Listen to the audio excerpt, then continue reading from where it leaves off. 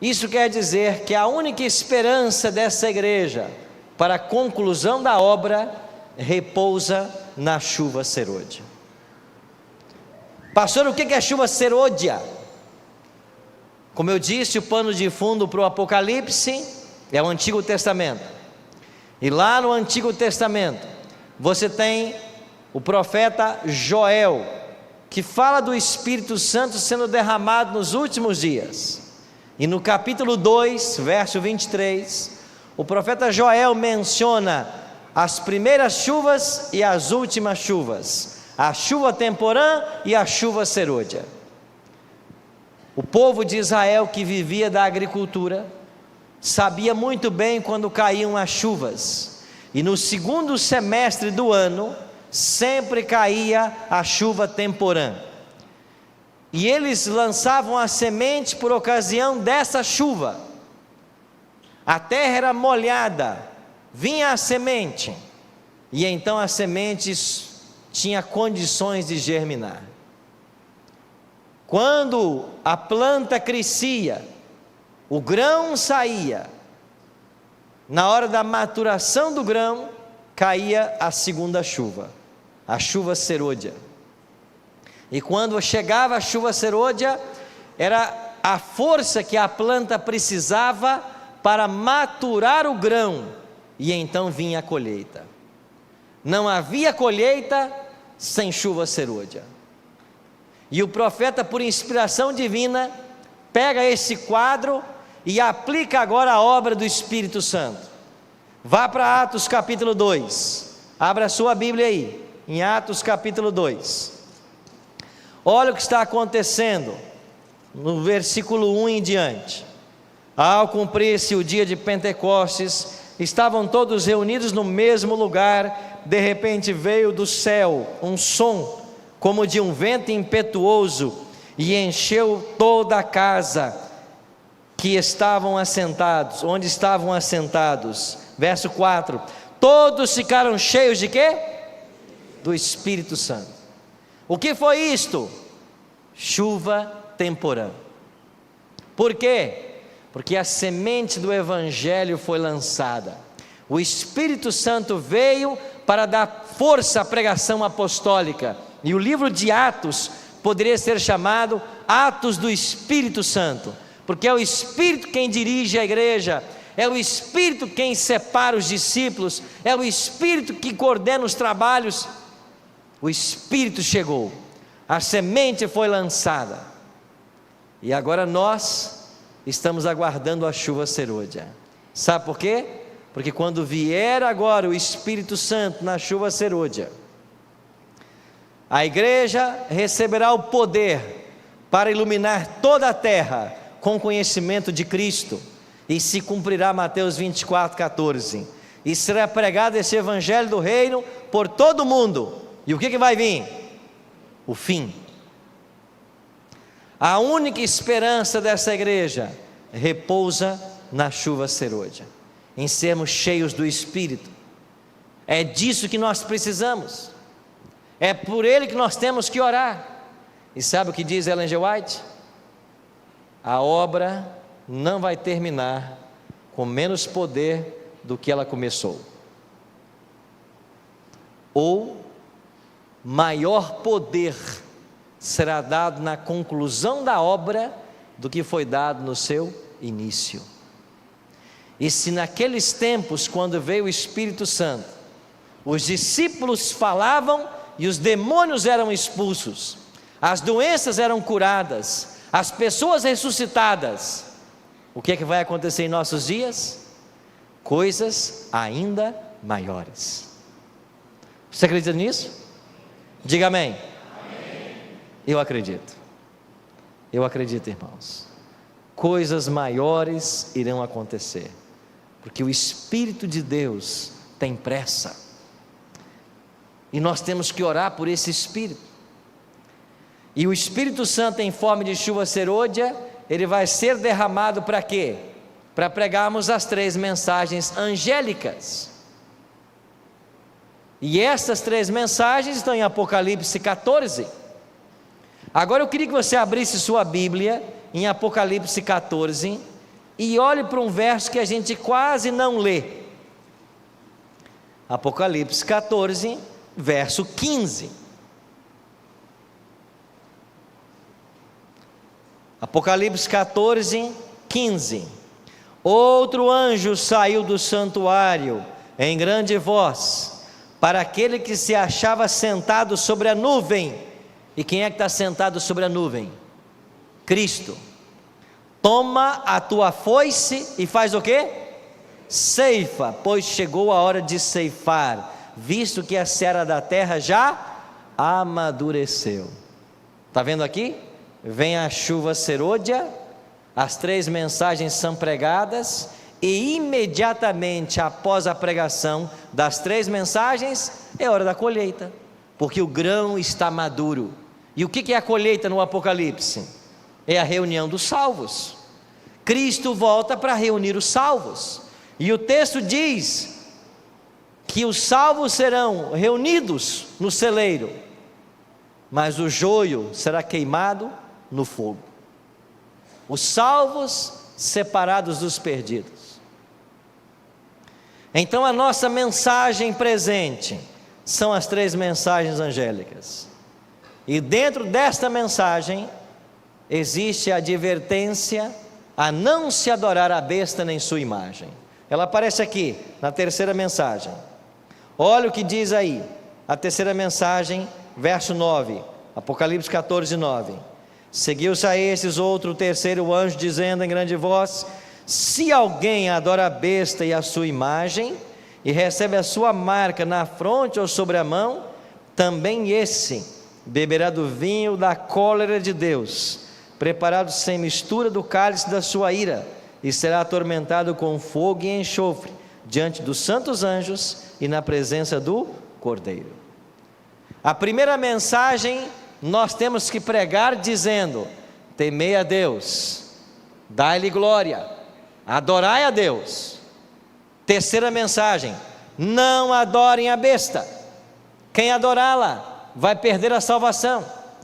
Então nós temos que aprender as mensagens por contraste.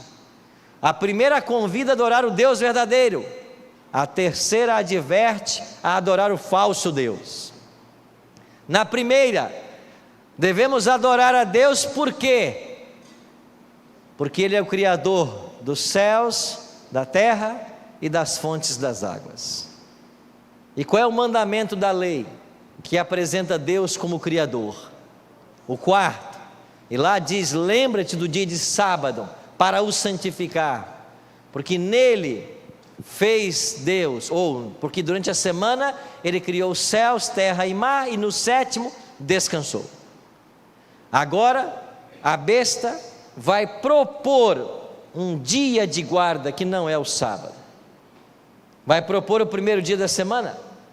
Isso já está sendo proposto há séculos, e a humanidade vai ser dividida em 2 grupos: os que adoram a Deus e reverenciam sua lei, inclusive o sábado, e aqueles que adoram a besta e aceitam a santificação do domingo. Então a marca da besta, ou o sinal da besta, será a santificação do domingo, quando o decreto dominical for promulgado. E quando ele será? Concomitante com a pregação do Evangelho, das 3 mensagens, e com a queda da chuva serôdia. Então serão eventos simultâneos, e quando isso estiver acontecendo, e a igreja imbuída do Espírito Santo pregar as verdades que nós hoje estamos ensinando, o que vai acontecer? Vai se fechar a porta da graça.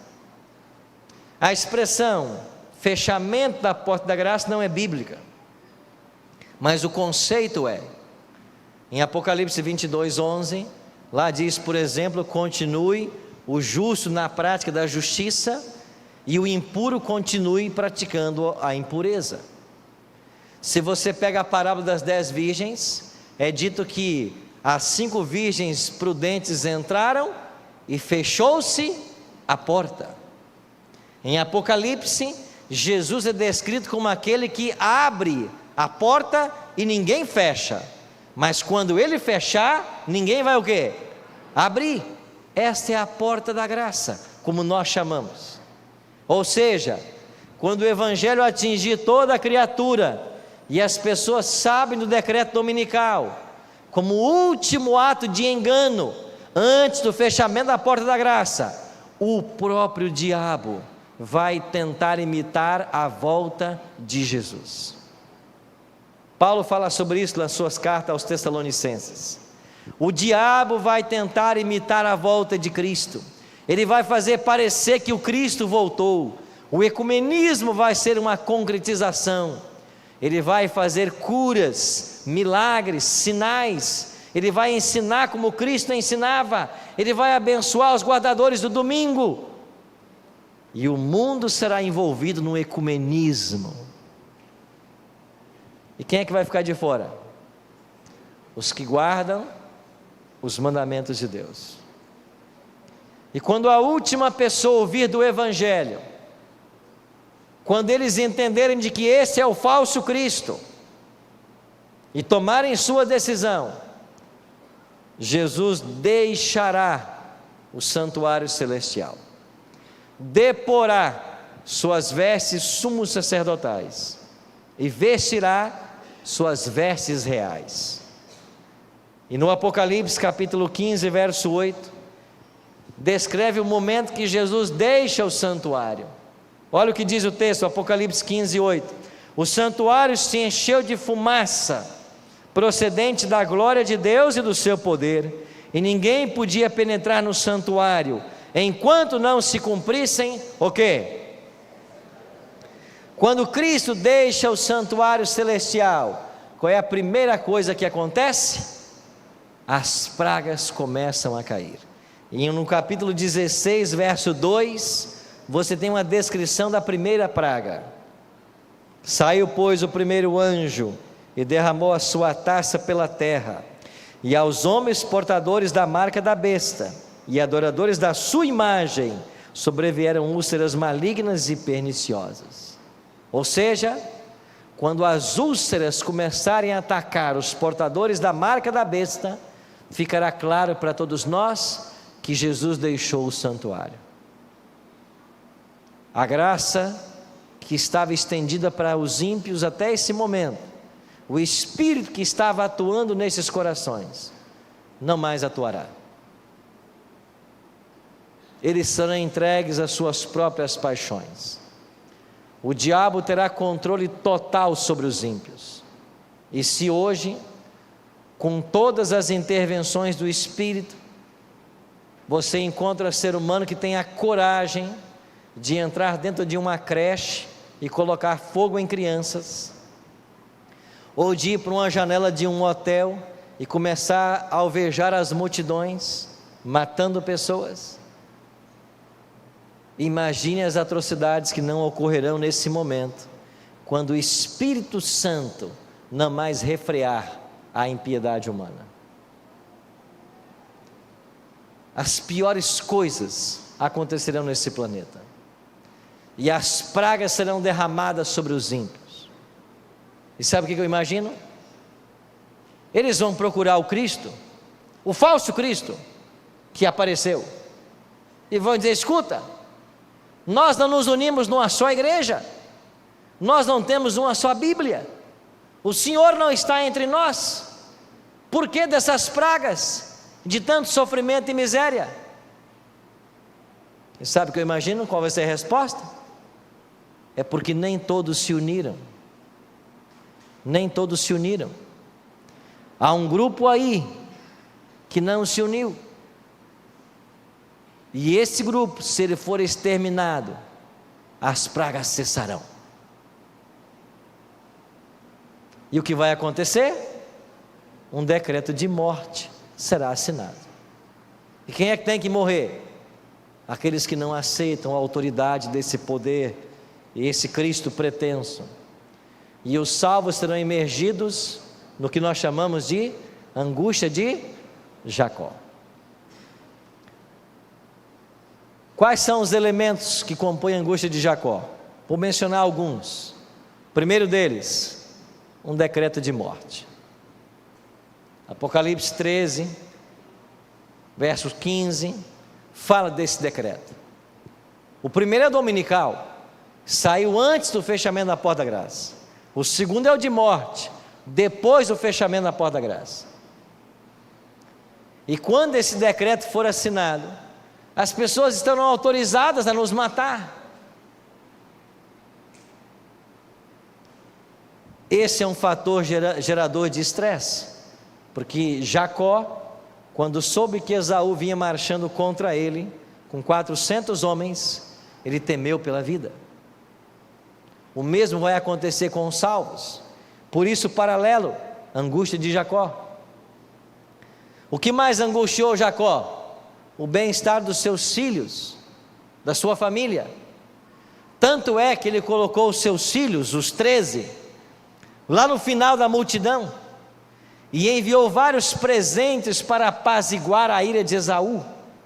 Jacó tremeu ante a possibilidade dos queridos que ele amava morrerem por causa do seu pecado. Nesse tempo final, aonde estarão as pessoas que nós amamos? Os nossos filhos, os nossos irmãos, os nossos pais, aonde eles estarão? Estarão protegidos? Receberam eles o selo divino? Estão guardados para esse tempo de prova? E a Bíblia diz, lá em Daniel 12:1, que haverá um tempo de angústia qual nunca houve. E por quê? Porque essa incerteza pelo bem-estar dos queridos. Eu estava há uns meses atrás lá em Santa Catarina, num encontro de anciãos, e eu iria ficar o final de semana inteiro com eles. E quando foi na sexta-feira à tarde, minha esposa mandou uma mensagem, uma foto, e o corpo do meu filhinho estava todo cheio de manchas. E quando eu recebi a foto, eu fiquei pensando, meu Deus, o que está acontecendo com meu filho?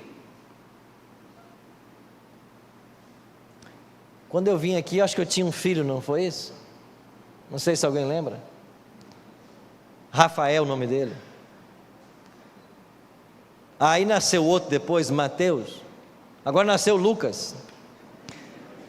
Lá em casa é assim, 2014, 2015 outro, 16 a gente descansou, 17 veio outro, 18 ainda está em tempo.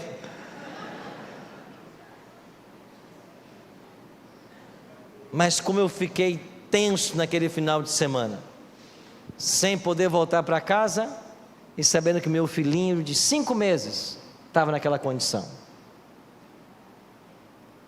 E eu fiquei imaginando, como será esse tempo? Onde estarão nossos queridos? Um outro fator estressante: os salvos não sabem que eles estão salvos. Pastor, como não sabe? As pragas não estão caindo? Sim, mas não se esqueça de um detalhe: as pragas não são universais, porque se a praga fosse universal, quem não tem a praga estaria salvo, mas a praga não é. Então o fato de não ter uma praga não quer dizer que você está salvo. Ellen G. White diz no Grande Conflito que os salvos clamarão a Deus dia e noite por misericórdia. E ela tem um trechinho que é interessante, onde ela diz: teremos que viver à vista de um Deus santo, sem intercessor. O que significa estar sem intercessor nesse momento? Nós que ainda teremos natureza pecaminosa, lembra que essa natureza só será arrancada de nós na glorificação. Teremos que depender 100%, como hoje, do Espírito em nossas vidas, para não quebrarmos os mandamentos de Deus. Os salvos clamarão a Deus dia e noite por misericórdia. E a grande pergunta que Ellen G. White diz que nós faremos é: ficou algum pecado sem ser confessado antes do fechamento da porta da graça? Por isso, meu irmão, minha irmã, nós não podemos brincar com o pecado. Ninguém deve brincar com o pecado. É por isso que essa igreja adverte tanto seus membros, orienta tanto, tanta instrução, tanta luz. E o que vai acontecer? No momento áureo da tribulação, do sofrimento, da luta, o que virá? O livramento dos salvos. E como será o livramento? Em que momento os salvos saberão que eles estão salvos? Ellen G. White diz no Grande Conflito: os salvos ouvirão a voz de Cristo, ou a voz de Deus, declarando o dia e a hora da volta de Jesus. Os ímpios ouvirão um grande estrondo, mas os salvos entenderão a voz, e então será anunciado o dia e a hora da volta de Cristo. Amém? Quando é que nós saberemos o dia e a hora da volta de Jesus? Quando ouvirmos a voz de Deus. A igreja adventista, ao longo de sua história, tem visto pessoas se levantarem falando com datas, mas não se esqueça que Ellen G. White disse que nenhuma data nos seria dada a partir do dia 22 de outubro de 1844. Não existe na Bíblia, nem no Espírito de Profecia, nenhum evento que aponte para uma data específica. E os salvos só saberão quando ouvirem a voz de Deus. E se não houvesse esse texto no Grande Conflito, alguém até poderia supor que pode se descobrir. Mas se isso fosse possível, Ellen G. White não teria dito. Aí eles saberão o dia e a hora da volta de Jesus. E sabe o que vai acontecer com os seus rostos?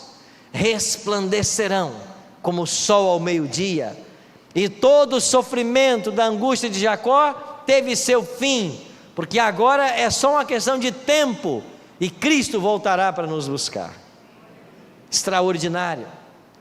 Irmãos, que coisa maravilhosa é a profecia. Ela aponta para nós um final feliz. Para mim e para você tem um final feliz. O que nós precisamos? Nos apegar a esta verdade, porque isso vai acontecer. E se eu e você não estivermos prontos, nós vamos estar do outro lado, dos ímpios. Sofreremos as pragas, morreremos na volta de Cristo, e 1000 anos depois destruídos no lago de fogo e enxofre. Não é isso que Deus quer para você. Mas é hoje, como diz Hebreus, que nós temos que ouvir a voz de Deus. É hoje que nós temos que nos preparar, não é amanhã. Nós não podemos brincar com religião, nós não podemos continuar vivendo como se nada fosse acontecer.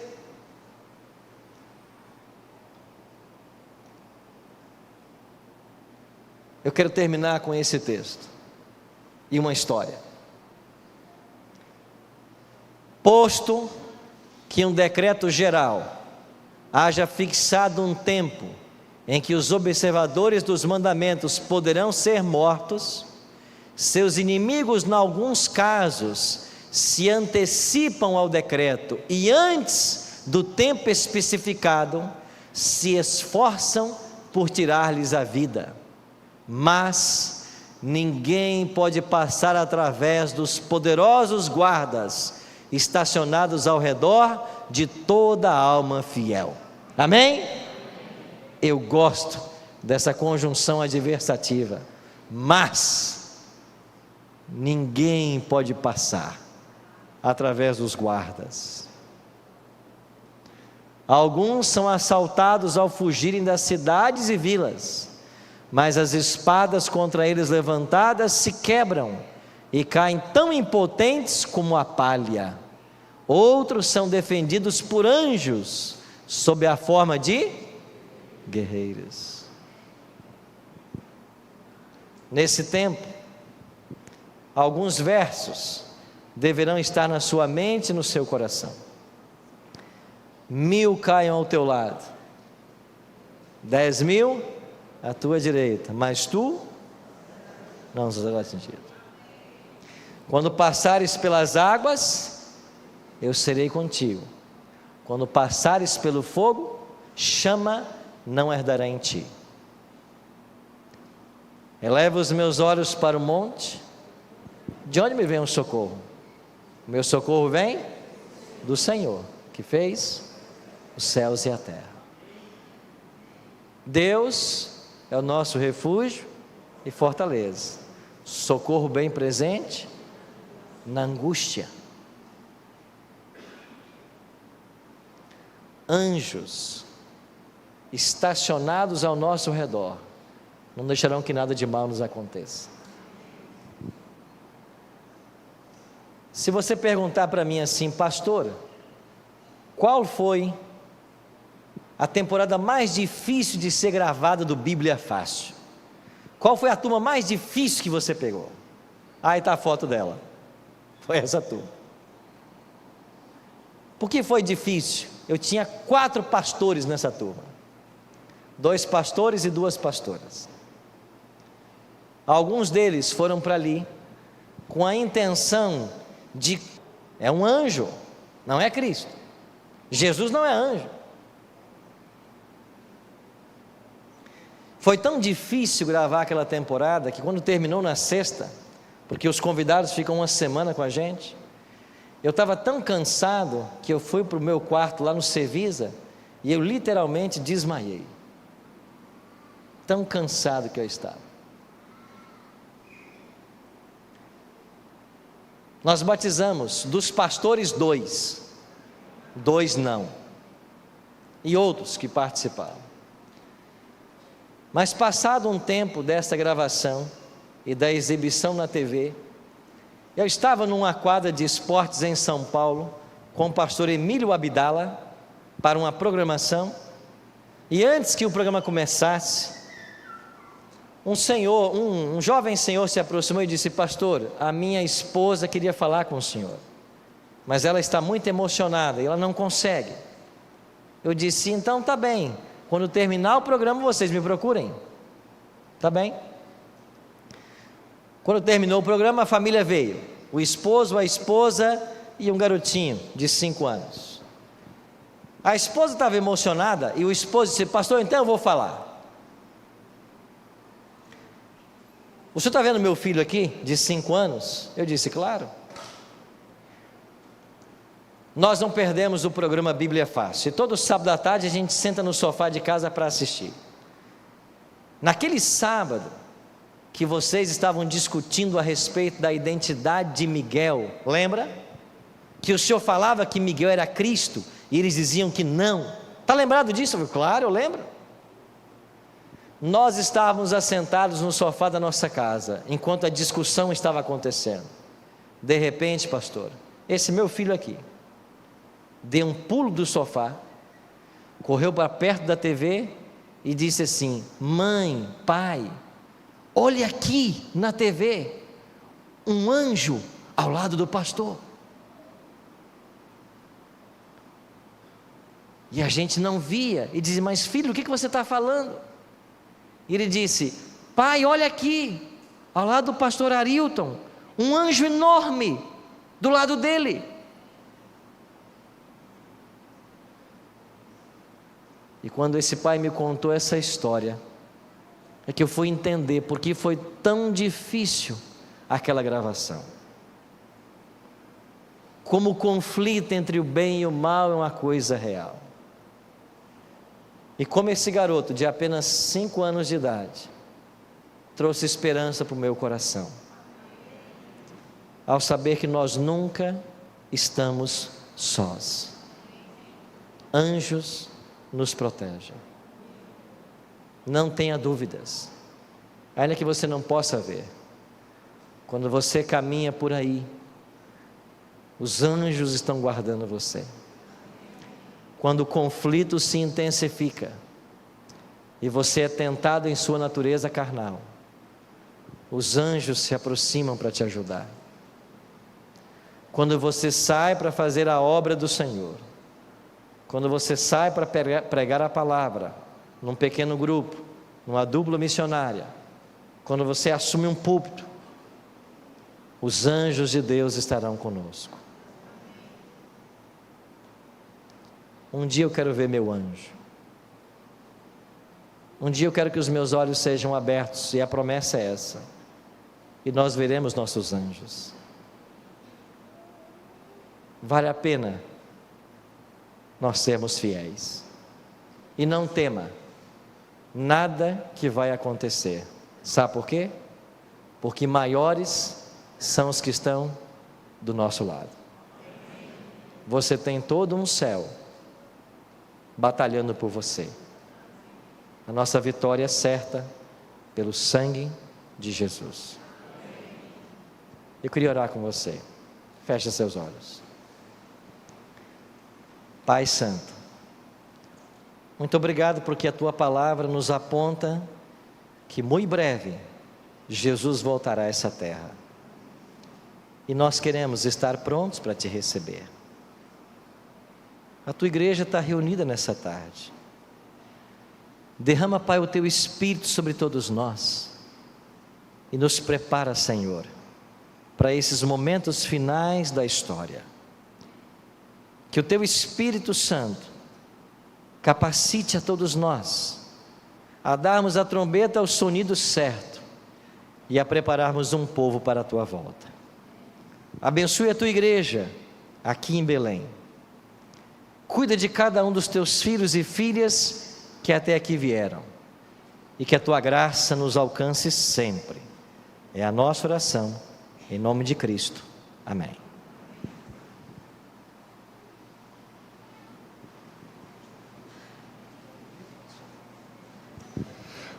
Muito obrigado, pastor Arilton. Nós vamos ter um louvor final, uma feliz semana para todos. O livro, com todas as explicações que ouvimos aqui e outras mais, está disponível para você adquirir ali. Leve, estude em casa, aprofunde o conhecimento desse material. Está aqui, o Apocalipse, a batalha final. Está disponível ali para a gente poder adquirir, levar para casa e estudar mais a Bíblia Sagrada. Se você adquirir ainda hoje à noite, você pode pedir para que o pastor faça uma dedicatória para você.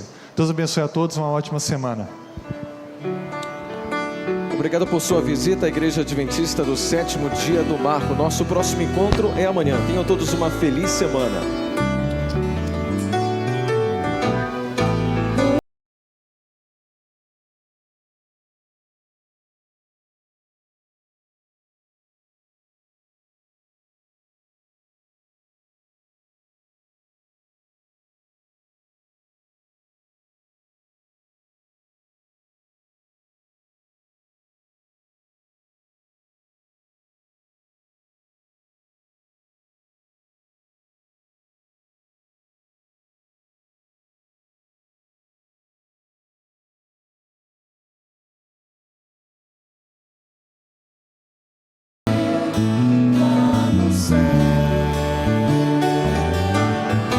Hoje aqui, meu Jesus.